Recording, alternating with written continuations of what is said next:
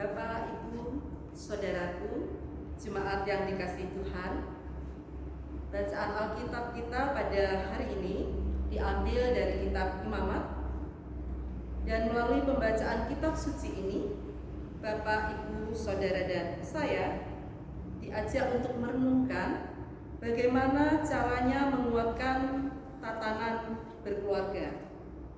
Bagaimana caranya merawat dan memperkokoh lembaga yang paling awal, yang paling tua, yang Tuhan sendiri yang membentuknya. Untuk itu, saya mengajak kita sekalian mengingat apa yang Tuhan sabdakan dalam Imamat pasal 19 ayat yang kedua. Tuhan katakan demikian. Kuduslah kamu, sebab aku Tuhan Allahmu kudus. Kuduslah kamu. Jemaat Tuhan, ini adalah sebuah kalimat perintah. Ini bukan sebuah tawaran yang boleh dilakukan jika kita suka dan ditolak jika kita tidak suka. Ini juga bukan sebuah syarat yang sebaiknya dilakukan. Bukan, ini adalah sebuah perintah. Perintah bagi bangsa Israel pada era Musa. Perintah bagi setiap orang percaya pada masa kini. Perintah bagi Bapak, Ibu, Saudara, dan juga saya. Tidak cukup bagi bangsa Israel untuk sekedar menjadi orang-orang yang baik.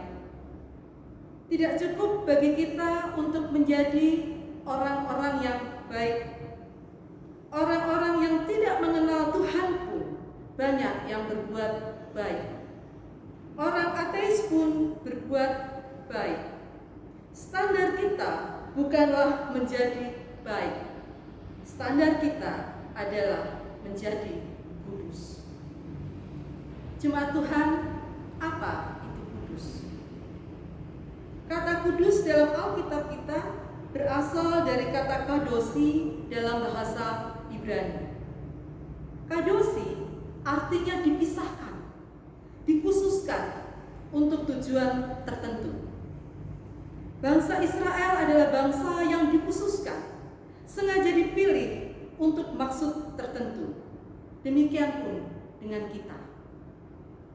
Orang-orang percaya, pengikut Kristus, orang-orang Kristen adalah orang-orang yang dikhususkan, dipisahkan dari kehidupan duniawi untuk tujuan tertentu, yaitu untuk menyatakan kemuliaan Tuhan. Rasul Petrus dalam 1 Petrus 2 ayatnya yang ke-9 menuliskan demikian. Tetapi kamulah bangsa yang terpilih, imamat yang rajani, bangsa yang kudus, umat kepunyaan Allah sendiri, supaya kamu memberitakan perbuatan-perbuatan yang besar dari Dia, yang telah memanggil kamu keluar dari kegelapan kepada terangnya yang ajaib. Sungguhkah Bapak, Ibu, Saudara, dan juga saya menyadari panggilan menjadi umat yang kudus, umat kepunyaan Allah sendiri, hanya kepunyaan Allah, tidak terbagi, tidak setengah kepunyaan Allah dan setengah kepunyaan dunia. Tidak demikian. Walaupun banyak kali yang terjadi demikian. Bangsa Israel pun jatuh bangun sedemikian rupa. Dalam masa pengembaraan 40 tahun, dalam perjalanan keluar dari Mesir menuju tanah Kanaan, banyak pengalaman yang membentuk karakter dan iman mereka, yang pada akhirnya bermuara pada satu hal, menjadi bangsa yang kudus, sebagaimana rancangan Allah. Imamat pasal 18 bacaan Alkitab pada hari ini berbicara tentang kekudusan dalam perkawinan. Sebagai umat pilihan Allah, bangsa yang dikuduskan, bangsa Israel tidak dapat memilih kudus di bidang kehidupan tertentu dan tidak kudus di dalam bidang kehidupan yang lain. Tidak bisa demikian. Seluruh bidang kehidupan haruslah kudus. Semua dilaksanakan dengan motivasi yang benar, dengan tujuan yang pasti, yaitu kemuliaan bagi Tuhan. Jemaat yang Tuhan kasihi, keluarga inti dalam masyarakat Israel terdiri atas ayah, ibu, anak laki-laki, anak perempuan, saudara laki-laki, dan saudara perempuan. Oleh karenanya, seorang laki-laki tidak boleh menikah dengan istri ayahnya. Seorang laki-laki tidak boleh menikah dengan ibunya, baik ibu kandung maupun ibu tiri. Karena ibu dan anak adalah masuk dalam keluarga ini. Kita bisa membaca pada ayat yang ke-7 dikatakan demikian. Janganlah kau singkapkan aurat istri ayahmu, karena ia hak ayahmu. Dia ibumu. Jadi janganlah singkapkan auratnya. Seorang laki-laki juga tidak boleh menikah dengan saudara perempuannya, tidak boleh menikah dengan cucu perempuannya, tidak boleh menikah dengan iparnya kalau istrinya masih hidup. Kita bisa membaca semua itu pada ayat yang ke-9 sampai dengan ayat yang ke-20. Selain itu, jemaat Tuhan, hubungan seksual yang tidak normal, hubungan seksual yang menyimpang, satu contoh hubungan seks dengan sesama jenis, hubungan seks dengan binatang, itu semua juga Tuhan larang, karena semua itu adalah najis. Mengapa Allah perlu mengingatkan semua ini kepada bangsa Israel? Karena dalam pengembaraannya, bangsa Israel bertemu dengan banyak bangsa-bangsa yang lain. Yang lain tata cara hidupnya, tradisi-tradisinya, dengan ilah-ilah sesembahannya. Kita melihat pada ayat yang ketiga, Allah berkata demikian. Janganlah kamu berbuat seperti yang diperbuat orang di tanah Mesir, di mana kamu diam dahulu. Juga janganlah kamu berbuat seperti yang diperbuat orang di tanah Kanaan, kemana aku membawa kamu. Janganlah kamu hidup menurut kebiasaan mereka.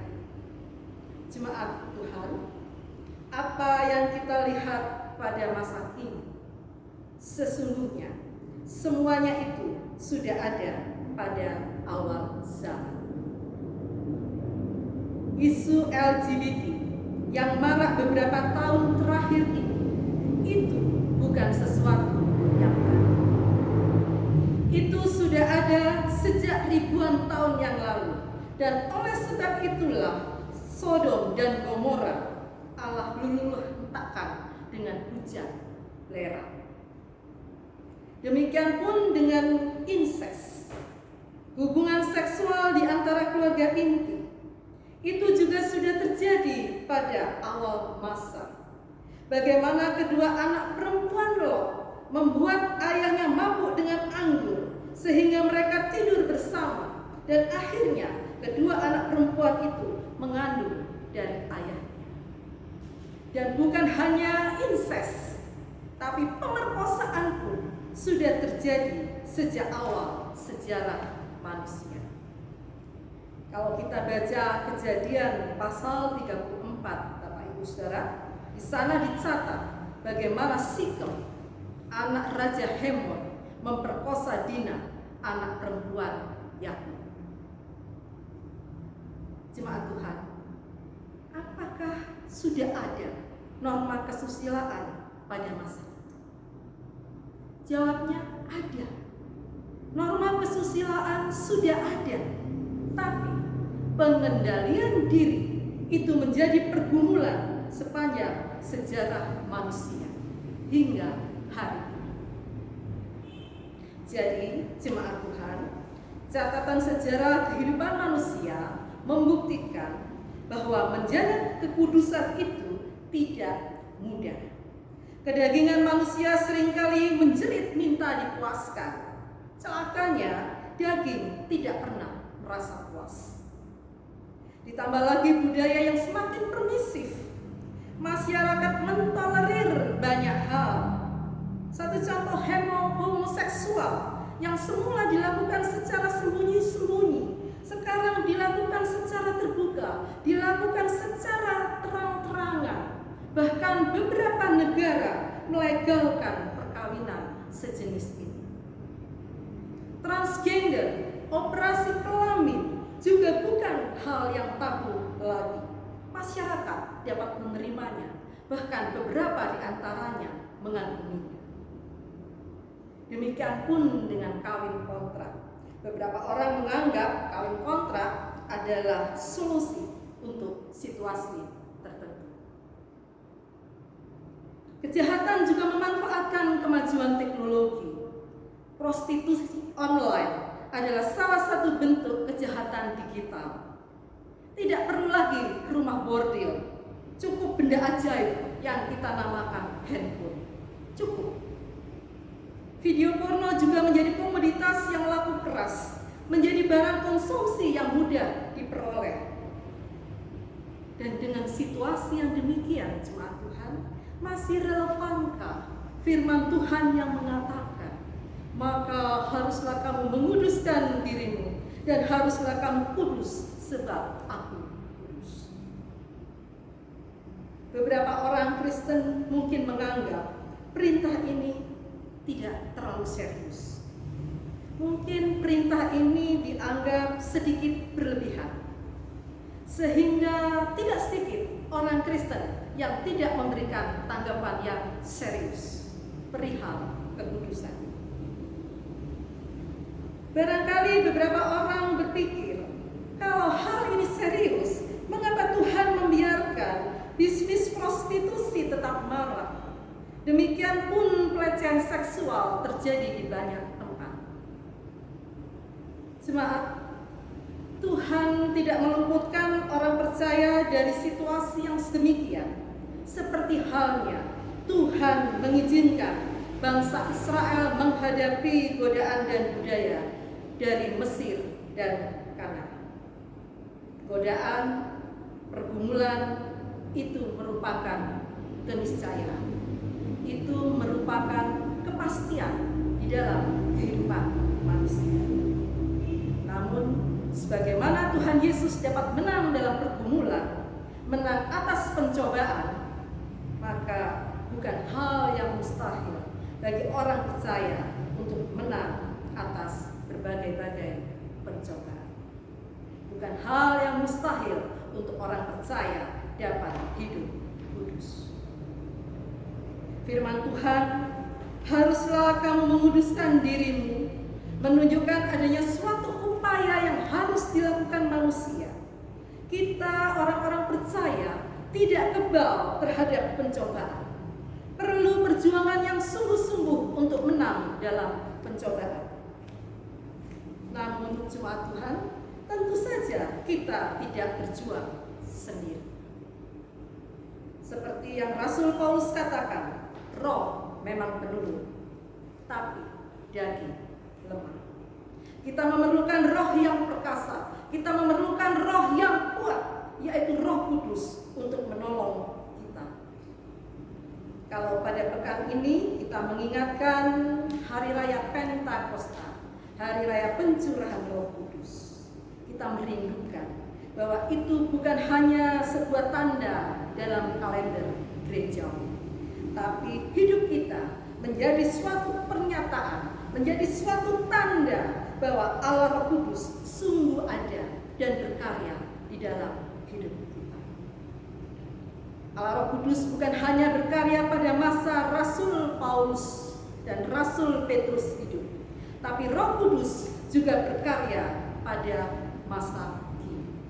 Pada masa pandemi COVID-19, satu masa di mana sejarah mencatat manusia di hampir seluruh penjuru dunia harus stay at home, bekerja dari rumah, anak-anak belajar dari rumah, kita beribadah di rumah, kita harus menjaga pola hidup sehat dan sebagainya.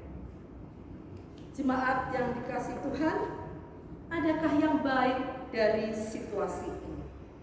Adakah Allah Roh Kudus berkarya dalam situasi yang sekarang ini? Tentu saja iya. Karena Allah bekerja dalam semua situasi untuk mendatangkan kebaikan bagi setiap kita yang percaya, setiap kita yang membuka pintu hati baginya. Stay at home dapat menjadi satu masa di mana kita membangun relasi lebih erat dengan keluarga. Rumah yang biasanya hanya sebagai tempat singgah kembali menemukan maknanya sebagai satu tempat berbagi kasih bagi keluarga. Seisi rumah tidak lagi menjadi orang yang asing satu bagi yang lain. Tidak hanya berbasa-basi sekedarnya, tapi sungguh-sungguh ada waktu yang cukup untuk duduk bersama, untuk makan bersama, berbagi rasa, dan saling melayani. Jemaat Tuhan, pelayanan kita harus kita mulai dari keluarga. Kesaksian kita harus kita mulai dari keluarga. Sebelum kita melayani keluarga, kita pastikan bahwa kita sudah melayani keluarga terlebih dahulu. Dengan demikian, anak-anak kita boleh melihat, suami atau istri kita boleh melihat pelayanan dan kesaksian secara faktual. Dan selanjutnya, mereka pun dapat melakukannya. Mari Bapak Ibu jemaat yang dikasihi Tuhan, kita terus memiliki semangat untuk membangun keluarga dan rumah tangga kita. Kita bangun keluarga yang berpelkes, kita bangun rumah tangga yang berpelkes, melayani dan memberi kesaksian yang baik untuk hormat dan kemuliaan